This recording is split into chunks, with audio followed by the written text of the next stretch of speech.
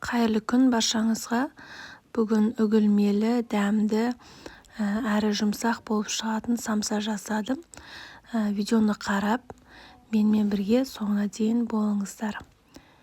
Ең алдымен табамызға ұн, разлихитель салып, екеуін жақсылап араластырып аламыз. Мұздай салқын майымызды салатын боламыз. Май мен ұнды жақсылап араластырып, крошка дайындаймыз. Бізде осындай ұн дайын болды. Енді бөлек ыдысқа 2 жұмыртқаның сарысын, 1 жұмыртқа, қаймақ салып, үстіне 1 қасық тұз, салқын суымызды құйып, жақсылап араластырамыз. Мен самсаның қамырын үнемі осы рецептпен жасаймын.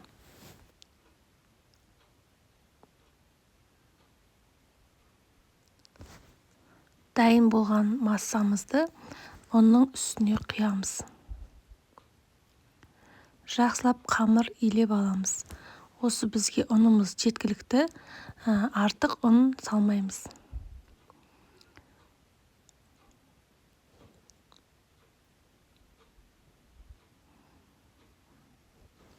Бізде осындай қамыр пайда болды, жұмсақ. 10-15 минутқа пакетке салып қойып қоямыз. Енді біз ортасына жағатын майымыз дайындаймыз. Сары май мен іш майды қосып, жақсылап екеуін ертіп аламыз. Біздің қамырымыз 10-15 минуттай тұрды. Осыны 2-ге бөліп, қамыр жаятын боламыз.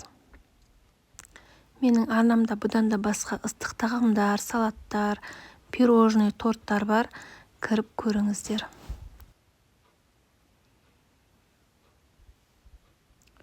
Барлық заттар тізімін описание бөліміне жазып қоямын. Сол жерден қарап көріңіздер. Менің арнама тіркелмесеңіздер, тіркеліп, лайк басып, комментарий бөліміне өзіңіздің пікіріңіз жазып кетіңіз.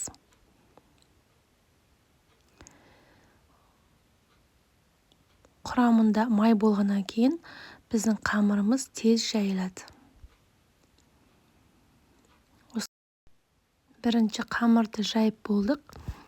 Енді осыны бүктеп, басқа жерге ала тұрамыз. Қамырымыз кеуіп кетпесін байқап қараңыздар. Екінші қамырымызды жайып алып, ортасына майымыздың жартысын құямыз. Щеткамен немесе қолдарыңызбен бір тегіскіп, барлық жеріне жететіндей қылып жаясыздар. Жағып шығасыздар майды. Екінші қамырымызды бетіне осылай төсеп, бір тегіс қып қойып шыққаннан кейін, қалған сары майымызды осы екінші қамырдың үстіне құйып аламыз.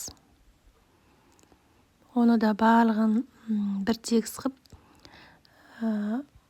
осылай құйып, барлық жеріне жеткіземіз. Барлық жеріне жақып болғаннан кейін осылай қамырымызды орайтын боламыз. Ауасын шығарып, жақсылап қысып, орап шығасыздар.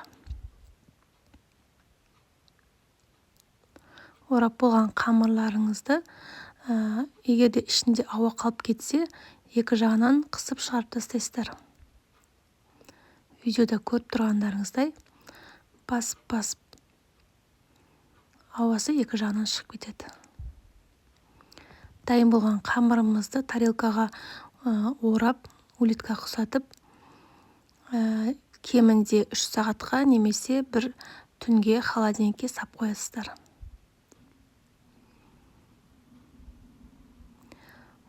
Қамырымыз дайын болғанша біз фаршымызды дайындап аламыз. 500 грамм ет өткізіп алдым. Одан кейін 500 грамм пиязды осылай майдалап турап шықтым. Және де құйрық май қосасыздар.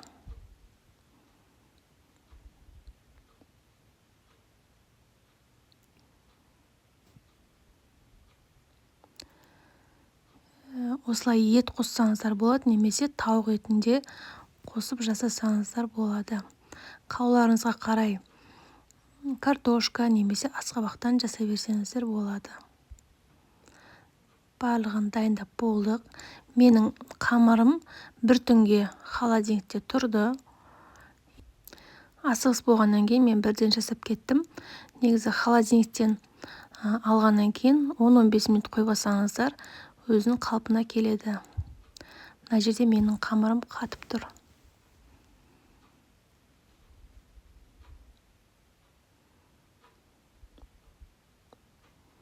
Майы көп болғаннан кейін бір-біріне жабыспайды. Осылай барлығын турап дайындап болғаннан кейін қамырымызды жайып, самсамызды түйе береміз.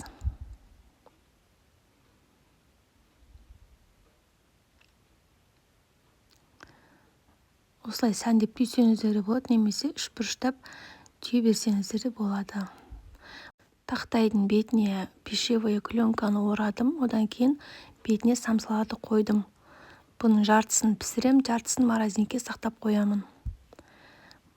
Қатқаннан кейін самсаларымыз тез алыну үшін осылай пленканың үстіне қойып шықтым.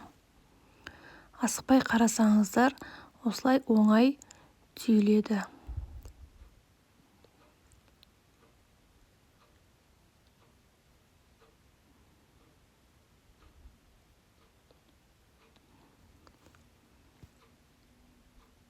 Тағы да бір рет көрсетейін. Видеода көріп тұрғандарыңыздай осылай орай бересіздер қысып.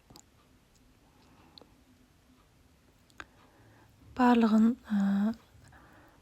түйіп болғаннан кейін бетіне жұмыртқаны жағып, үстіне бетіне күнжіт немесе мак сепсеңіздер болады.